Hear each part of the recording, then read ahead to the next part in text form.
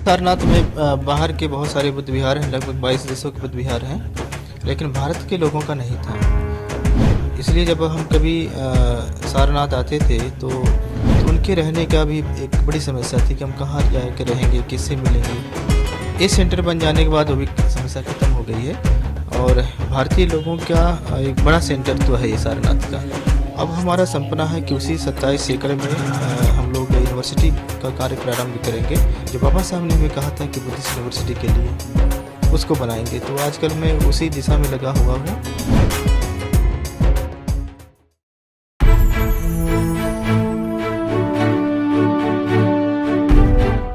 जय भीम, नमो बुद्धाय। यह वाराणसी में है हम, और हमारे पीछे जो आप इमारत देख रहे हैं वह है धम्म शिक्षण केंद्र, जो कि वाराणसी में सारनाथ के बिल्कुल पास है। धम्म शिक्षण केंद्र की एक कहानी है, एक इसका उद्देश्य है, और इस कहानी को गढ़ने वाले और इस उद्देश्य को पूरा करने वाले जो चेयरमैन हैं धम्म शिक्षण केंद्र के, भंते चंदिमा जी हमारे साथ हैं। सर बहुत बहुत स्वागत। नमो बुद्धाय, जय भीम। अशोक जी, आपका और आपकी पूरे टीम को, आपके सारे दर्शकों को मैं इस सारनाथ की दर्जे से मंगल कामना ज्ञापित करता हूँ, सबका आभार ज्ञापित करता हूँ। मैं बता दूं दर्शकों को बातचीत शुरू करने के पहले कि जब इसकी पहली ईंट पड़ी थी तकरीबन 8 साल पहले, तो मैं यहाँ आया था, आया था और मैंने इस इमारत को फिर आज देख रहा हूँ। और एक जो जर्नी है बीते 8 सालों की, जिसमें 2 साल कोविड का साल था जिसमें काम नहीं हो पाया, 6 सालों में जो ये शानदार एक शिक्षण केंद्र बन पड़ा है और जो इसका उद्देश्य जो शुरू हो चुका है, वो अपने आप में बौद्ध धर्म को मानने वाले लोगों के लिए और अम्बेडकरवाद के लिए एक बहुत बड़ी मिसाल है, और इसके लिए आप बधाई के पात्र हैं। नहीं, वो पूरा बौद्ध समाज और पूरा हमारा जो अम्बेडकरवादी परिवार है वो बधाई का पात्र है। मैं तो एक माध्यम रहा, लोगों से मैंने सहयोग मांगा और उनसे सहयोग प्राप्त होकर के मैंने इसको पूरा कर लिया। तो कहानी क्या है इसकी, कब शुरू हुई, आपने कब सोचा कि इसको करना है, और आपके मन में क्या था? अशोक जी, मैं लखनऊ में चेयरमैन था इधर चलते चलते बात अंतर्राष्ट्रीय बौद्ध शोध संस्थान का, और हमारे कुछ सहयोगी थे, उपासक लोग थे, कुछ हमारे समाज सेवी थे, अपने सामाजिक चिंतक लोग थे, साहित्यकार लोग थे। उन सबसे मुलाकात होती रहती थी, सबसे बातचीत होती रहती थी। ऐसे हम लोग बैठे थे तो आनंद श्री कृष्णा सर लखनऊ पे आए हुए थे जी। और सर ने कहा एक बार कि भंते जी, ये तो सरकारी संस्थान है जी, आज नहीं तो कल तो यहाँ से जाना हो सकता है, उसके बाद क्या प्लानिंग है? मैंने कहा सर अभी तो कोई प्लानिंग है नहीं, भविष्य में सोचा जा सकता है। तो कह रहे कि थोड़ा सोचना चाहिए। फिर हम लोगों ने सोचना शुरू किया, और सोचने के बाद मैंने नालंदा में पढ़ाई की थी। तो मेरे सामने एक महाविहार का एक कह सकते हैं चित्र था, और मुझे लगा था कि पहले भी हम लोग कुशीनगर में पढ़ते थे, वहाँ से इंटरमीडिएट किया था। उसी समय से लगता था कि बनाऊंगा अगर कोई सेंटर तो उसको शिक्षा का केंद्र बनाऊंगा। हम लोगों ने जब सारनाथ में ये ज़मीन देखी, और उस समय हमको सरकार में रह करके जो तनख्वाह मिला था, कुछ वेतन भत्ते थे, वो सबको इकट्ठा करके हम लोगों ने ज़मीन खरीदी। कब तक थे आप केंद्र संस्थान में? मैं 2010 से लेकर के 2012 तक तो मैं chairman, vice chairman, state minister का माननीय बहन जी ने दर्जा दिया हुआ था, और उसके बाद भी मैं 4 साल तक चेयरमैन रहा हूँ। तो वो था कि इस सेंटर को बनाना है और एकेडमिक सेंटर बनाना है। तो आनंद श्री कृष्णा सर जो जाने माने बहुत चिंतक हैं, लेखक हैं, उनसे चर्चा हुई, उसके बाद आप लोगों ने शुरू किया? हाँ, सर ने ही एक दिमाग में बैठा दिया कि इसके बाद क्या करना है।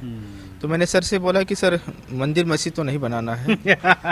सही बात है। और हम लोग पढ़े लिखे लोग हैं, तो जब भी बनाएंगे तो महाविहार बनाएंगे, और उसमें देश विदेश के जो बौद्ध धर्म से प्रभावित लोग हैं वो आकर के अध्ययन करेंगे, ध्यान साधना करेंगे।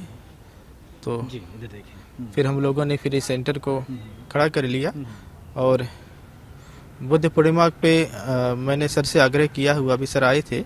मैंने कहा कि सर अगर संभव हो तो बुद्ध पूर्णिमा को आप सारनाथ दोबारा आएँ और सेंटर का उद्घाटन करेंगे। अच्छा, अभी इसका विधिवत उद्घाटन नहीं हुआ है। सेंटर का उद्घाटन नहीं हुआ था, और जब पहली बार हम लोगों ने यहाँ टेम्परेरी स्ट्रक्चर बनाया था तो सर के ही हाथों से हम लोगों ने इसका प्रथम ईंट रखवाई हुई थी। तो सर भी अभी आए थे कई सालों के बाद, और उनको भी देख करके अच्छा लगा कि हमने जिस सेंटर के लिए पहले नींव रखी थी, पहले ईंट रखा था और आज सेंटर बन करके तैयार हुआ। मैंने सर से कहा कि आपने पहले ईंट भी रखा था और इसका उद्घाटन भी करिए। सही बात है। तो ये कितने क्षेत्र में है ये और क्या क्या बना है, आप हमें दिखाएंगे? पहले हम लोगों ने 10,000 स्क्वायर फीट ज़मीन खरीदी थी। अच्छा। उसमें से 6,000 स्क्वायर फीट ज़मीन पे हम लोगों ने स्ट्रक्चर तैयार किया है और नीचे बेसमेंट बनाए हैं। अभी बेसमेंट को हम यूज कर रहे हैं किचन के रूप में, डाइनिंग हॉल के रूप में, और उसमें कुछ कमरे हैं। तो हम लोग देखें इसको हाँ, कैसे है जी। और उसके बाद में फिर बाद में हम लोगों ने इधर सामने 2,000 स्क्वायर फीट ज़मीन और ली। अच्छा। अभी बनते लोग यहाँ हाँ अच्छा। पूजा की तैयारी कर रहे हैं। अच्छा। और ये जो बोध वृक्ष है बहुत स्पेशल बोध वृक्ष है, ये बुद्ध गया से प्राप्त हुई थी हम लोगों को। उसी बोध वृक्ष की शाखा है जहाँ भगवान ने ज्ञान प्राप्त हुआ, जिस बोध वृक्ष के नीचे। अच्छा। और प्रतिदिन हम लोग इस बोधि वृक्ष को सम्मान करते हैं, आदर करते हैं, और यहाँ बुद्ध वंदना पहले कर लेते हैं, और उसके बाद फिर हम लोग अंदर आकर के अपना जो है पूजा वंदना करते हैं। ये जो इमारत है आपकी धर्म शिक्षण केंद्र, इसको कई जगहों से देखने से अलग अलग चीज़ों का एहसास हो रहा है। जैसे इसका डोम है, ये अलग तरीके से दिख रहा है, ये जो खिड़कियां बनी हुई हैं वो अलग तरीके से, चक्र। तो ये आपके मन में कैसा है, किस तरीके से बनाना है? ये कहीं का स्टाइल है या फिर बौद्ध धर्म, इसका क्या महत्व है? एक्चुअली हमें ये धम्मा लर्निंग सेंटर बनाना था। एक तरह से बौद्ध धर्म से संबंधित बिल्डिंग है, तो प्रयास था कि बुद्धिस्ट आर्किटेक्चर इसमें दिखनी चाहिए। तो इसका जो विंडो है हम लोगों ने नालंदा और अजंता से कॉपी किया हुआ है, और जो यहाँ का डोम है इसको हम लोगों ने सांची से कॉपी किया हुआ है। आप ऊपर देख रहे होंगे धम्म चक्र है, दोनों तरफ हिरन है।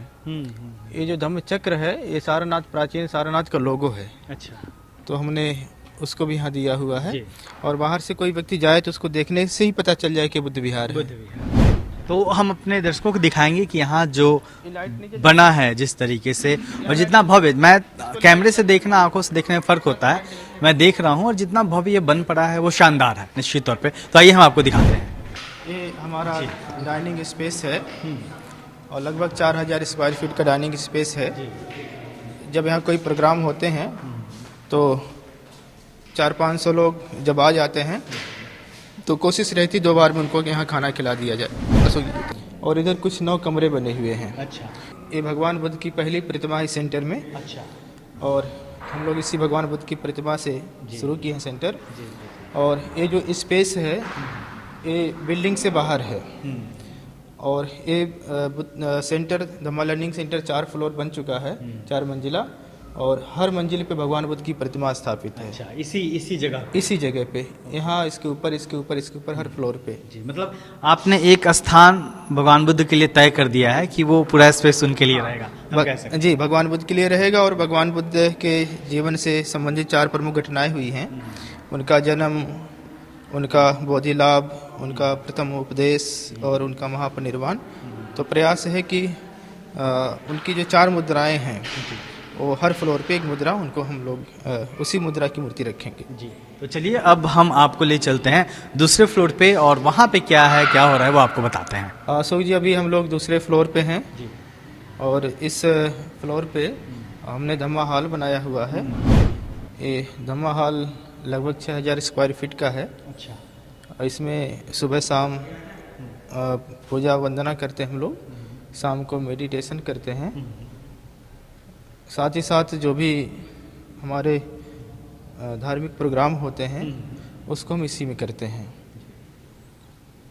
और इसमें भगवान बुद्ध की जो भव्य प्रतिमा है वो धम्मचक्र मुद्रा में बनी हुई है। इसी मुद्रा में भगवान बुद्ध ने सारनाथ में पंचवर्गीय लोगों को उपदेश किया है। अशोक जी, अब हम लोग ऊपर चल रहे हैं, पहली मंजिल पे चल रहे हैं। वहाँ आवासीय परिसर है, और इस ऊपर जाने के लिए 4 फ्लोर का है, तो हम लोग यहाँ लिफ्ट का भी प्रोविज़न दे रहे हैं। वो भी, हाँ, भविष्य में लिफ्ट लगाएंगे ताकि जो वृद्ध लोग हैं जी और जिनको चलने में दिक्कत है, वो लोग बहुत आराम के साथ लिफ्ट के द्वारा चले जाएंगे ऊपर। ये आवासीय परिसर है। अच्छा दोनों तरफ कमरे बने हैं, लगभग 16 कमरे हैं इसमें। जी एक कमरे में 2 लोगों के रहने की व्यवस्थाएं हैं। ये एक कक्ष है, इस तरह से कमरे हैं, डबल बेड हैं और ये कमरे अटैच बाथरूम हैं। सारे कमरे अटैच बाथरूम हैं। ये जो आप लाइब्रेरी का स्पेस देख रहे हैं, हॉल देख रहे हैं, लगभग 1360 स्क्वायर फीट का ये हॉल है।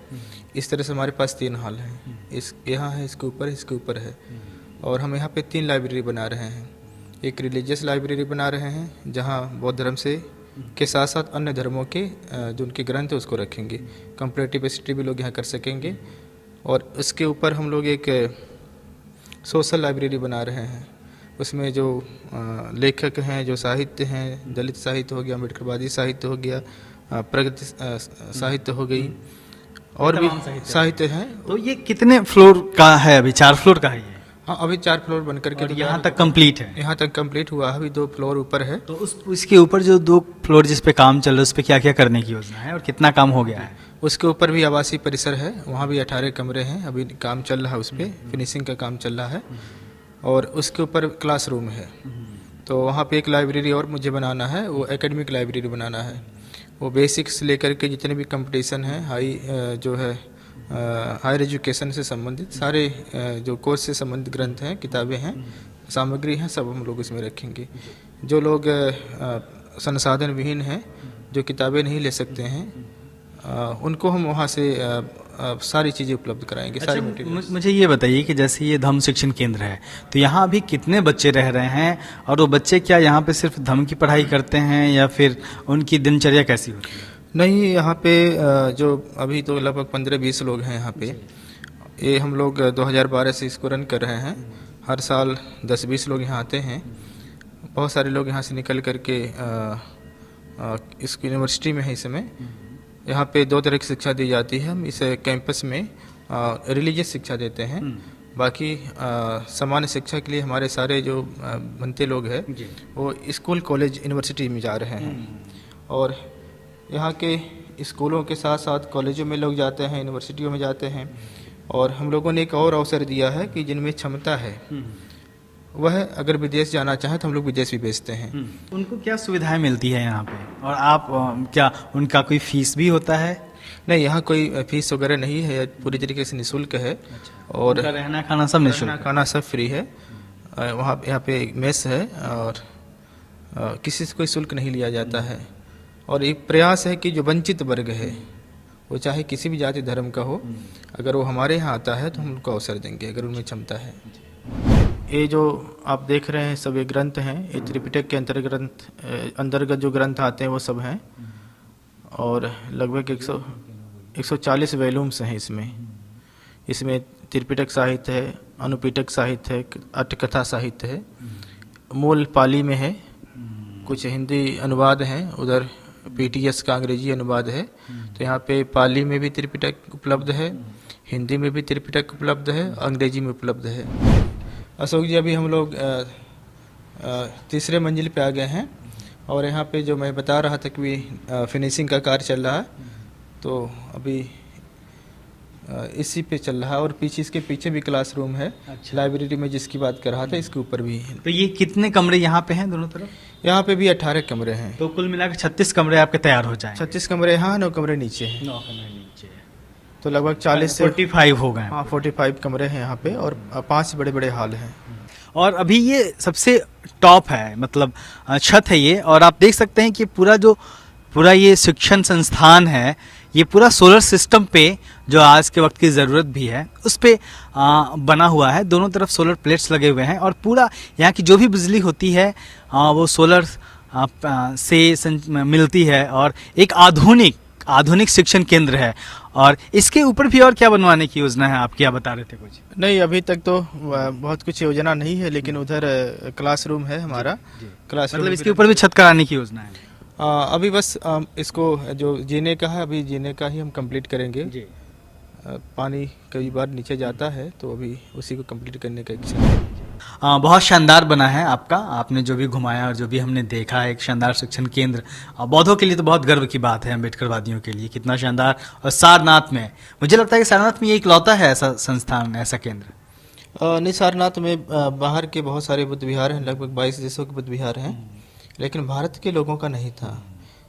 इसलिए जब हम कभी सारनाथ आते थे तो या अभी भी जो लोग आते थे, चाहे भिक्खु लोग हों, भिक्खुनी हों, उपासक उपासिकाएं हों, तो उनके रहने का भी एक बड़ी समस्या थी कि हम कहाँ जाकर रहेंगे, किससे मिलेंगे। इस सेंटर बन जाने के बाद वो भी समस्या ख़त्म हो गई है और भारतीय लोगों का एक बड़ा सेंटर तो है ये सारनाथ का। अच्छा, आपने कब चीवर धारण किया और उसका क्या उद्देश्य है? आप सारनाथ के ही हैं या फिर कैसे, आपके जीवन की जर्नी क्या है? अशोक जी, वैसे हमारे जीवन की कोई विशेष तो ऐसी जर्नी है नहीं, लेकिन मेरी प्रवज्जा बहुत पहले हो गई थी। मैं 5वीं पास किया था, 10 साल का था, तो मैं कुशीनगर बुद्ध विहार में वहाँ पे हमको भेज दिया गया था कि वहीं पूरी पढ़ाई करेंगे। वहाँ मैंने 1995 में दीक्षा ली और इंटरमीडिएट तक की पढ़ाई मैंने वहाँ पे की।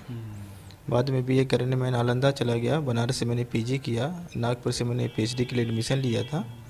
तो इस वजह से चलता रहा और फिर लगा कि अब पढ़ाई लिखाई हो गई है, अब बचा हुआ जीवन बुद्ध धर्म के लिए लगाना है। बाबा साहब हमें कहकर गए थे बुद्धमय भारत बनाना है, तो जब तक जीवन रहेगा, जीवन की अंतिम सांस रहेगी, तो बाबा साहब के उसी उद्देश्य को पूरा करते रहेंगे। जी। अच्छा, आप और क्या योजना है भविष्य की? जैसे ये तो इमारत खड़ी हो गई, ऑलमोस्ट 80% जो आपकी सोच थी वैसे बन चुकी है ना? और निसंदेह और जो हमारे बौद्ध धर्म को मानने वाले हैं और तमाम लोगों के सहयोग से ये चीज़ें और जल्दी ही आकार ले लेगी, जो भी काम बचा हुआ है। लेकिन इसके बाद की क्या योजना है आपकी? अशोक जी, ये सेंटर जब बन रहा था तो उस समय मेरे मन में एक था, बाबा साहब सन 56 में जब सारनाथ आए थे तो बाबा साहब यहाँ कह कर गए थे कि सारनाथ में बौद्ध विश्वविद्यालय बनना चाहिए। और ये सेंटर बनाते बनाते मैंने संकल्प लिया था जब ये सेंटर पूरा हो जाएगा तो सारनाथ के आसपास कहीं ज़मीन देखेंगे, बड़ी ज़मीन ले लेंगे और वहाँ पे कॉलेज करेंगे। और अगर सब कुछ ठीक रहा तो हम इतने लोगों को तैयार कर लेंगे, इतने लोगों को जोड़ लेंगे, बाद में हम लोग वहाँ पे यूनिवर्सिटी का सपना पूरा करेंगे जो बाबा साहब ने कहा था।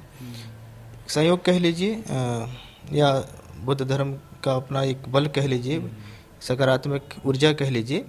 ये सेंटर का लगभग 80% जब काम पूरा हुआ तो ऐसे कुछ लोगों से मैं चर्चा कर रहा था कि हमें एक बड़ी ज़मीन लेनी है। तो हमारे कुछ उपासक लोग हैं यहाँ से 50 किलोमीटर दूर मिर्ज़ापुर में एक ज़मीन लोगों ने हमें बताया, हम भी वहाँ गए। वो ज़मीन लगभग 27 एकड़ है, वो ज़मीन पसंद कर लिया हम लोगों ने।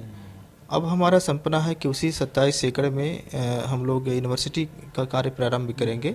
और भी ज़मीनें हम लोग अगल बगल देख रहे हैं, तो प्रयास है कि 100 एकड़ के आसपास हमारे पास ज़मीनें हो जाएं। और जो बाबा साहब ने हमें कहा था कि बुद्धिस्ट यूनिवर्सिटी के लिए उसको बनाएंगे, तो आजकल मैं उसी दिशा में लगा हुआ हूँ। जो हमारे संपर्क के लोग हैं, मैं उनके पास जा रहा हूँ, लोगों से मदद मांग रहा हूँ और कह रहा हूँ कि एक अपना उद्देश्य बता। हाँ, उद्देश्य बता रहा हूँ। एक धम्मा लर्निंग सेंटर बन गया है और मेरा जो बचा हुआ जीवन है अभी उसी के लिए लगाना है। तो मतलब अगले चरण में एक बौद्धों का विश्वविद्यालय बनाना है और उसके लिए ज़मीन आपने ले ली है, बाकी आगे बढ़ना है उसमें। हाँ, ज़मीन हमने ले लिया, उसका मैंने एग्रीमेंट भी कर लिया है, उसकी रजिस्ट्री होनी बाकी है। तो ये सारा काम जो होता है किसके, कोई सोसाइटी है वो करती है या फिर कैसे होता है? जी अशोक जी, जब मैं सरकार में था तो मैंने उसी समय संकल्प ले लिया था कि ये जो हमें पद मिला है ये इसके लिए मैंने कोई तैयारी नहीं करी थी, वो किन्हीं कारणों से मिल गया था। तो मैंने सोचा कि जो इससे जो भी हमें संसाधन उपलब्ध होंगे उसको हम सेव करेंगे और सेव करने के साथ साथ उसको ये समाज का पैसा है, ये समाज का धन है, तो समाज के लिए लगाएंगे। फिर हम लोगों ने एक सोसाइटी बनाई, सारनाथ महाविहार धम्म शिक्षण समिति, और उस समिति के नाम से ज़मीन भी खरीदी।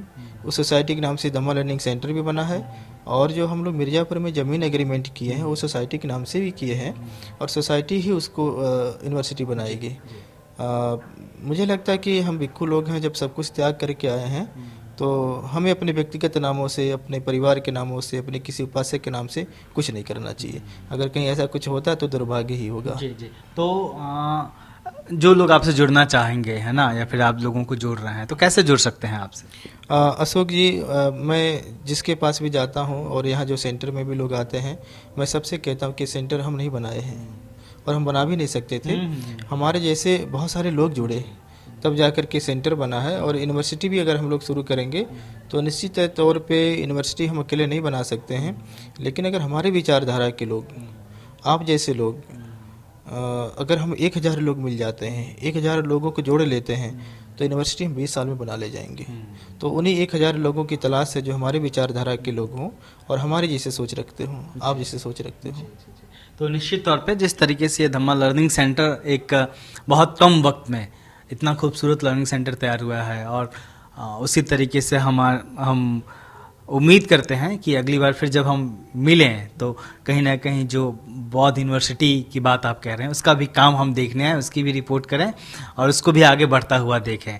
और निश्चित तौर पे ये जो काम हुआ है, मैंने इस काम को शुरू से देखा है, और भंते चंद्रिमा जी जिस लगन से काम कर रहे हैं और जिस तरीके से बुद्धिज़्म के लिए काम कर रहे हैं, जीवन अपना इन्होंने समर्पित किया है। देश में बहुत कम लोग ऐसे होते हैं जिन्होंने लोगों को जोड़ा, और उनके जरिए जो तथागत बुद्ध या फिर बाबा साहब डॉक्टर अंबेडकर ने एक सपना देखा था खास तौर पे भारत को बुद्धमय बनाने का, उसकी दिशा में ईमानदारी से लगे रहे हैं। तो आप लोगों भी जब सारनाथ आइए तो सारनाथ रेलवे स्टेशन के बहुत पास ही में, ये कौन सा इलाका है ये? रेलवे स्टेशन के पास में पावर हाउस है। हाँ। और पावर हाउस के अपोजिट धम्मा लर्निंग सेंटर जी। है। तो जब भी अगर आप ये वीडियो देख रहे हैं और आपकी रुचि है कि आप आएँ भंते चंद्रिमा जी से मिलें, ये जो करना चाह रहे हैं उसमें सहयोग करें, तो सारनाथ रेलवे स्टेशन के बहुत पास 2-3 किलोमीटर के पास ही एक ये पावर हाउस है जो स्टेशन से मात्र 500 मीटर की दूरी पे है सारनाथ स्टेशन से।